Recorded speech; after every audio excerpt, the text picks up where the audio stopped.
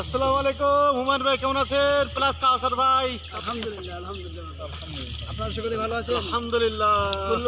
আজকে কেমন লাগছে আপনাদের এই মানে এই যে আছে সাঁতার সুইমিং করছেন? আলহামদুলিল্লাহ, আল্লাহ সুবহানাহু ওয়া তাআলা অনেক বড় নিয়ামত, আলহামদুলিল্লাহ।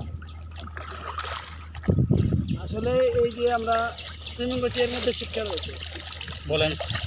তার মধ্যে একটা শিক্ষা হচ্ছে যে মানুষের বডি ফিট রাখা কোনো যেমন একটা হাদিস আছে যে রাসূল সাল্লাল্লাহু আলাইহি ওয়াসাল্লাম বলছেন যে মানুষের জন্য এটা বিশেষ নিয়ামত, এটা মানুষের অধিকাংশ ক্ষেত্রে ধোকায় পড়ে রয়েছে।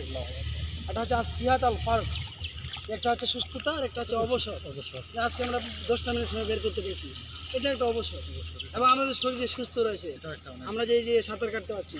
অনেক লোক এখনও চার দেওয়ালের মধ্যে আবদ্ধ হয়ে আছে, হাঁটাচলা করতে পারছে না। তারা সময়ের গুরুত্ব, তারা শরীরের যে সুস্থতা, তারা সেটা মূল্যায়ন করতে পারছে না। আমরা সুস্থ অবস্থাটা অনেকেই মূল্যায়ন করতে পারছি না।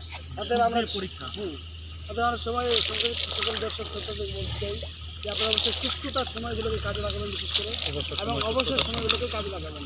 এবং একটা আছে যে মুহাম্মদ সাল্লাল্লাহু আলাইহি ওয়াসাল্লামকে লক্ষ্য করে বলছেন যে ফাইজা ফারাক্ত ফানসাবু ইলা রাব্বিকা ফারগাব, যে তুমি যখন অবসর পাও তুমি তোমার সময়গুলোকে মানে আল্লাহর কাছে মানে বিনয় ও নম্র চিত্তে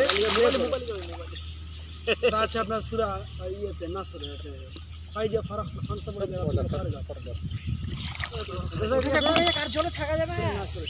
আচ্ছা অনেক সময়। জাযাকাল্লাহ। আসসালামু আলাইকুম।